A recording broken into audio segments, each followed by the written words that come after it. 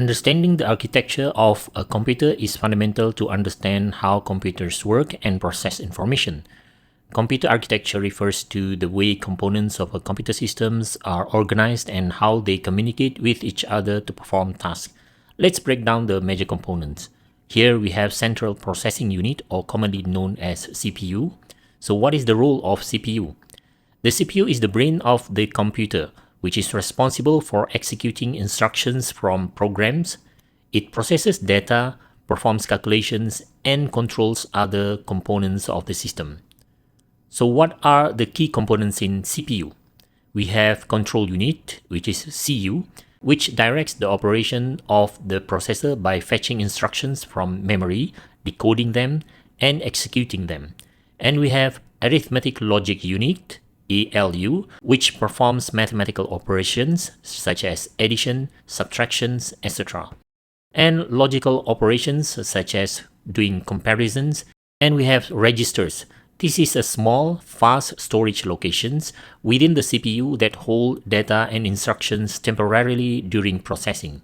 And we have another one, which is cache, a small amount of high-speed memory in the CPU, which is used to store frequently accessed data for quicker access. In CPU, we also have clock speed, which is the speed at which the CPU can process instructions, which is normally measured in gigahertz. A higher clock speed typically means faster performance. Next, we have the memory, which is normally called the random access memory, or RAM. RAM is the temporary storage used by the CPU to store data and instructions that are actively being used or processed. RAM is fast but volatile, meaning it loses its content when the computer is turned off.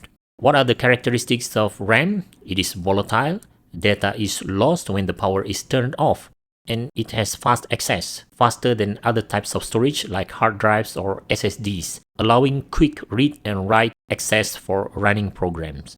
The capacity for RAM is measured in gigabytes or terabytes. More RAM allows more programs to run simultaneously and helps with the smooth performance of resource-intensive tasks. Next, we have a storage. Storage are devices that hold data, applications, and the operating system even when the computer is turned off. Unlike RAM, storage is non-volatile, meaning it retains data after power is off. These are the types of storage. We have hard disk drive, which is the traditional mechanical drives with spinning disks. They are slower but usually cheaper and come with larger storage capacities. We have solid-state drives, which is faster storage devices that use flash memory. SSDs are quicker at retrieving and writing data compared to HDDs, but are often more expensive. We have another one, which is hybrid drives. These combine SSD and HDD technology, providing a balance between speed and storage capacity. In terms of performance, SSDs provide faster boot times, quicker access to files, and overall better performance compared to HDDs, which is critical for high-performance applications. Next, we have input-output devices.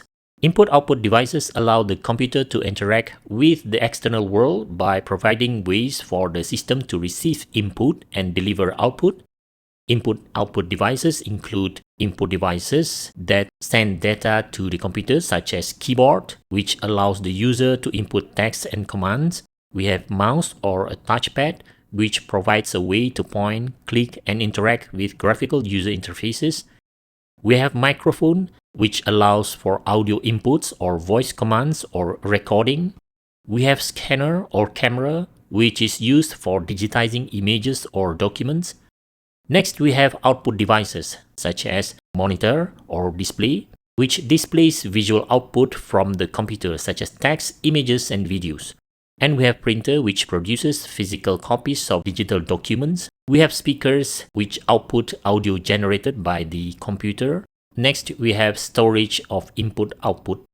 This includes devices like USB drives, external hard drives, and memory cards, which can be used for input, such as data transfer, and also output, which is for storing results. Next, we have motherboard. The motherboard is the main circuit board that houses the CPU, RAM, storage devices, and input-output connectors.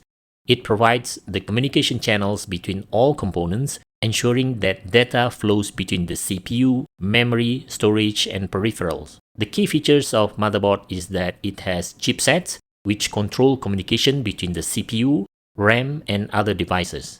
It has bus, a communication system that transfers data between components. It has expansion slots, which is used for adding extra components like a graphic card, GPU, sound card, or additional storage. Next, we have Power Supply Unit, PSU.